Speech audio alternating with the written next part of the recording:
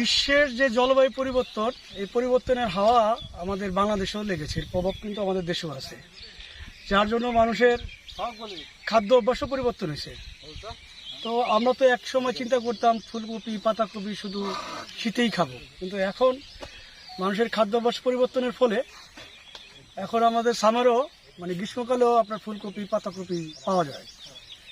তো এই বছর এমনিতেই ওয়েদার অনেক বেশি ছিল, তাপমাত্রা ছিল 42 ডিগ্রি সেলসিয়াস পর্যন্ত এবার উঠছে আমাদের দেশে।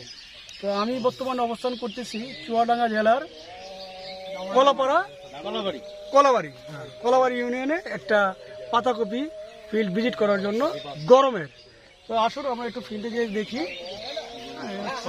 সর্বোচ্চ তাপমাত্রা জেলা আঙ্কেল আসেন।